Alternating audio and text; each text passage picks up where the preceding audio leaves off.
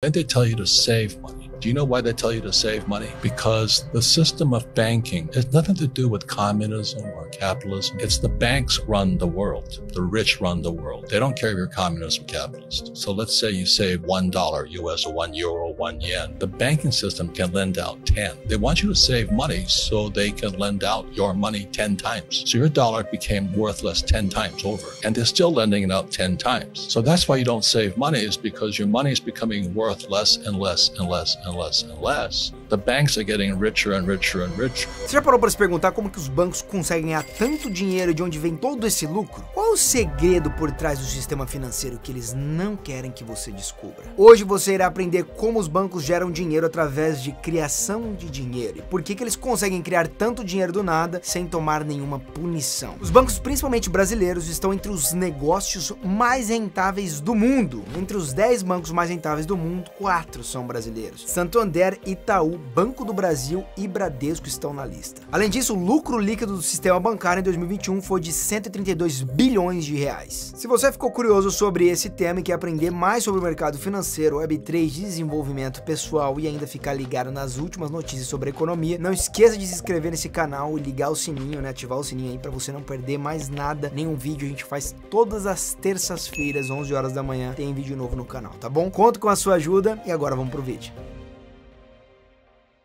A história dos bancos começa lá atrás, centenas de anos atrás, tendo evoluído ao longo do tempo para se tornar o sistema financeiro complexo que conhecemos hoje. As primeiras formas de atividades bancárias começaram na antiguidade, nas civilizações da Mesopotâmia, Egito, Grécia, Roma, Índia e China. Nesses tempos não existia uma entidade específica chamada banco, mas as funções bancárias já eram desempenhadas por indivíduos e instituições que forneciam serviços financeiros básicos. Na Mesopotâmia, por exemplo, cerca de 2000 anos antes de Cristo, os templos funcionavam como entidades bancárias. Eles armazenavam os bens das pessoas, como grãos, metais preciosos, e forneciam empréstimos aos agricultores e comerciantes. O sistema financeiro do Egito Antigo também era baseado nos templos, que eram responsáveis por guardar os excedentes agrícolas e oferecer empréstimos. Já na Grécia e na Roma surgiram os trapecistas, que eram cambistas e banqueiros que lidavam com o câmbio de moedas e empréstimos. Eles estabeleceram bancos e escritórios em grandes centros comerciais para facilitar o comércio. Tem uma lenda que diz que esses cambistas faziam os câmbios e empréstimos nos bancos das praças, e foi aí que nasceu o nome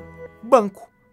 Não sabe se é verdade isso. Durante a Idade Média, o sistema bancário se desenvolveu significantemente, particularmente na Europa Ocidental. Uma das principais razões para esse desenvolvimento foi a necessidade de financiamento das cruzadas e das atividades comerciais em expansão. Os primeiros bancos verdadeiros surgiram na cidade-estado da Itália, como Gênova e Veneza. Eles ofereciam serviços bancários como os depósitos, empréstimos, transferências de fundos e até câmbio. Esses bancos medievais ajudaram e muito a facilitar o comércio entre as cidades e fornecerem um meio seguro para comercializar e armazenar o seu dinheiro e negociar as suas diferentes moedas. Na mesma época, os judeus desempenharam um papel importante nas atividades bancárias. Eles estavam frequentemente envolvidos nas práticas de empréstimos de dinheiro, já que a Igreja Católica proibia a usura. Esses judeus forneciam empréstimos para necessitados em troca de garantias. É como se fosse um agiota, né? Com o tempo, o sistema foi evoluindo até chegar no sistema bancário atual que nós temos hoje. O desenvolvimento do sistema bancário moderno ocorreu durante os séculos 17 e 18. As primeiras formas de bancos centrais também surgiram nessa mesma época. Em 1694, o Banco da Inglaterra foi fundado como um banco privado para fornecer empréstimos ao governo britânico. Posteriormente, tornou-se o Banco Central do país, responsável pela emissão da moeda e estabilidade financeira. Então tá aí, você acaba de descobrir que o Fed, ele não tem nada de federal, ele não é Federal Reserve. Todo mundo acha que o Federal Reserve é uma entidade pública, né? Alguma coisa do governo, do estado. Não é. Federal Reserve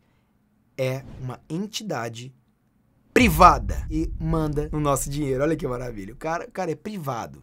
E ele é dono do dinheiro. Você já parou pra pensar nisso? Mais sobre o Federal Reserve em algum dos meus vídeos aí no futuro. Durante a Revolução Industrial, os bancos começaram a desempenhar um papel crucial no financiamento do crescimento econômico. Eles passaram a fornecer capital para a indústria, concedendo empréstimos a empresas e investindo em projetos de infraestrutura. O sistema bancário foi se tornando mais regulamentado à medida que os governos buscavam estabelecer controles e garantir a estabilidade financeira. No século XX, com o avanço da tecnologia e das comunicações, os bancos se modernizaram modernizaram ainda mais. Surgiram sistemas bancários eletrônicos, como transferências eletrônicas, cartões de créditos, caixas eletrônicos, tudo para facilitar as transações financeiras. Aliás, falando em cartão de crédito, eu tenho um vídeo completo sobre cartão de crédito que você gostaria de ver aqui esse ano, de 2023, tá lá no meu canal, que se você não souber usar, ele se torna o maior vilão quando se trata de dívidas, tá? Em 2022, o Brasil atingiu 9 meses consecutivos com dívidas em atraso de cartão de crédito. Em fevereiro deste ano, o índice de atrasos chegou a atingir 7,7%. Sem falar que as dívidas de cartão de crédito surgiram um recorde máximo esse ano também. O setor bancário também se expandiu internacionalmente, com bancos operando em todo o mundo e facilitando o comércio global. Atualmente, os bancos desempenham um papel essencial na economia global, oferecendo uma ampla gama de serviços financeiros, não apenas a velha conhecida poupança. Os bancos também desempenham uma série de atividades essenciais que nós temos hoje no nosso sistema financeiro. Vamos saber quais são esses serviços?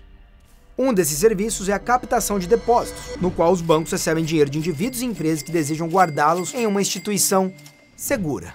Esses depósitos podem ser feitos em conta correntes, poupanças ou outros tipos de contas oferecidas pelos bancos. Os depósitos fornecem aos bancos uma fonte de financiamento para suas operações. Outra atividade-chave dos bancos é a concessão de empréstimos. Eles utilizam parte do depósito captados para disponibilizar crédito a indivíduos e empresas que necessitam de recursos financeiros. Após avaliar cuidadosamente, os riscos envolvidos na concessão de empréstimos para garantir a solvência e a sustentabilidade de suas operações, 2008 que o diga, os bancos oferecem esses empréstimos cobrando uma taxa de juros. Essa é uma das principais fontes de receita dos bancos e a gente vai falar um pouquinho mais sobre esses juros mais pra frente no vídeo, tá? Além disso, os bancos oferecem uma ampla variedade de serviços financeiros. Eles disponibilizam cartões de crédito, como eu disse, possibilitando que os clientes façam compras a prazos e paguem posteriormente, mediante a cobrança de juros, obviamente, e a taxas, que é mais uma fonte de renda para eles. Os bancos também fornecem serviços de transferência de dinheiro, saques, pagamento. Antigamente tinha TED, agora não tem mais, o finado TED e o DOC, e diversos outros serviços relacionados à movimentação e guarda de recursos financeiros. Esses serviços são geralmente cobrados por meio de tarifas e taxas, contribuindo para a geração de mais receita para o banco. Mas chegou a hora da gente entender como os bancos geram cada vez mais dinheiro, além desses serviços, que é a principal fonte deles e a mais perigosa para a gente entender como é que funciona. Uma das formas mais importantes pela qual os bancos ganham dinheiro é por meio de margem financeira. A margem financeira é a diferença entre o retorno de um ou mais produtos financeiros menos o custo dos recursos obtidos por outros agentes. Em outras palavras, para você entender mais facilmente, ela representa a diferença entre os juros pagos pelos bancos aos depositantes e os juros cobrados nos empréstimos. É essa diferença que permite que os bancos obtenham lucro. Quando os bancos captam depósitos, eles pagam os depositantes uma taxa de juros. Essa taxa pode variar dependendo do tipo de conta, das condições do mercado também. Em 2023, o rendimento da poupança está sendo em torno de 0,68% ao mês, tá? Por outro lado, quando as pessoas físicas ou empresas precisam de algum empréstimo, os bancos cobram uma taxa de juros mais elevada do que essa daí, refletindo o risco e o custo de captação dos recursos para emprestar. O Procon recentemente divulgou uma pesquisa sobre quanto os bancos estão cobrando de taxas de empréstimo pessoal e a média ficou em 7,66% ao mês. A diferença entre essas duas taxas é a margem financeira, ou seja, 7,66 menos 0,68%, que é igual a 7% de lucro por mês para cada pessoa que pega empréstimo com o banco. E é por isso agora que você entendeu que os bancos te pagam para você deixar o seu dinheiro lá com eles. Não se engane, não é porque eles gostam de você ou eles querem te deixar rico não, tá bom? Mas sim porque quanto mais dinheiro eles atraírem de depositantes, de pessoas que vão lá e depositam dinheiro, mais empréstimos eles vão conseguir fazer e mais renda eles vão conseguir gerar. Mas se eu deposito o meu dinheiro e eles emprestam para outra pessoa para gerar mais dinheiro para eles, o que impede que os banqueiros abusem desse sistema e comecem a oferecer empréstimo para qualquer pessoa? Um dos pontos que impedem isso é a lucratividade. Quando um banco faz um empréstimo, ele não pensa apenas nos juros que cobra pelo empréstimo. Eles também devem considerar os custos de funcionamento do banco e as perdas potenciais que enfrentarão se a pessoa ou a empresa não puder pagar. Outro ponto muito importante para os empréstimos bancários é o chamado de Índice de Balileia. Esse índice é um conjunto de regras e regulamentos internacionais que estabelecem requisitos mínimos de capital que os bancos devem manter em relação aos seus ativos. Ele garante que os bancos tenham capital suficiente para cobrir as perdas decorrentes de riscos operacionais de crédito e de mercado. Isso ajuda a promover a estabilidade financeira e reduzir os riscos de falência dos bancos.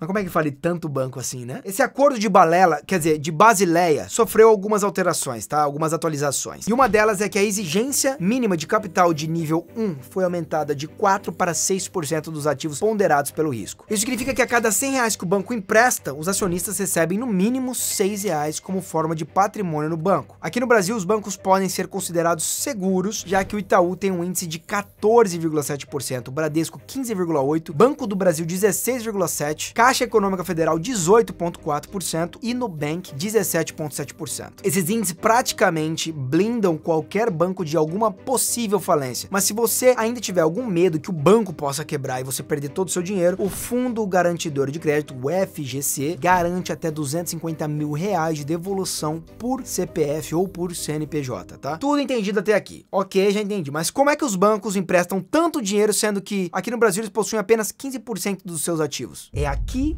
que a coisa começa a ficar interessante. Os bancos têm um sistema exclusivo chamado de reservas fracionárias. Grava muito bem esse nome e dá um Google e pesquisa mais sobre reservas fracionárias. Eu vou explicar pra você aqui, mas vai a fundo. Entra nesse rabbit hole aí, nessa toca do coelho. Explicando pra vocês o que são reservas fracionárias. Basicamente diz que apenas uma fração dos depósitos, geralmente cerca de 10%, precisa ser mantida em dinheiro e eles podem emprestar todo o restante. Basicamente é uma permissão para que os bancos façam empréstimos e operações financeiras em um valor superior aos depósitos que estão em seu caixa. Essa porcentagem ela é definida pelo Banco Central e existe para quando os clientes desejam sacar dinheiro da sua conta. Por isso que nenhum banco na face da terra resiste ao bank run, ou seja, a corrida aos bancos. Nenhum. Todos falem, até JP Morgan, qualquer um que você imaginar. Imagina que você deposite, sei lá, 10 mil em sua conta poupança. Se a fração que o banco precisa guardar for de 10%, o banco deve ficar com R$1.000 em seus cofres e pode emprestar e fazer o que ele quiser com 9 mil para outro cliente, por exemplo. Agora, você tem os 10 mil em sua conta,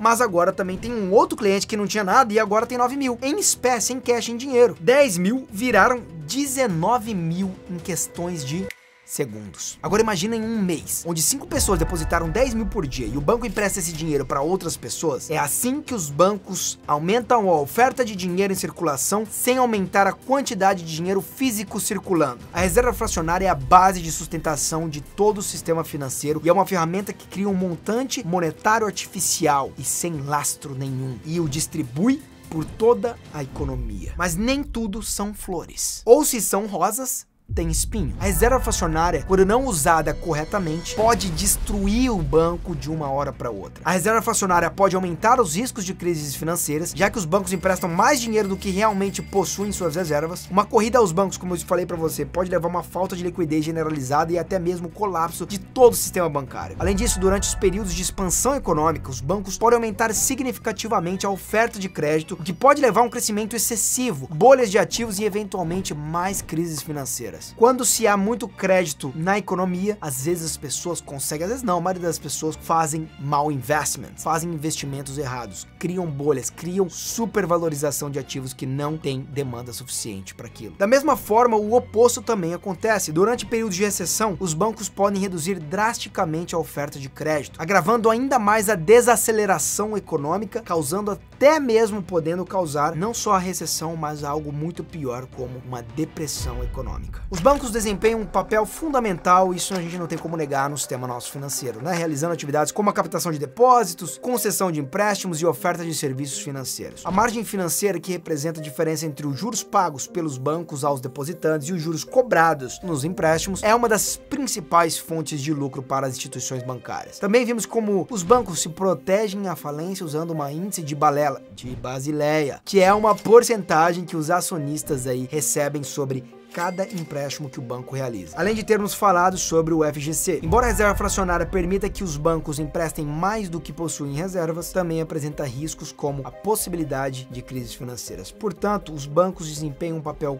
crucial na economia, mas também precisam ser gerenciados com muita, mas muita responsabilidade para garantir a estabilidade do sistema. É por isso que nós temos o nosso querido Bitcoin.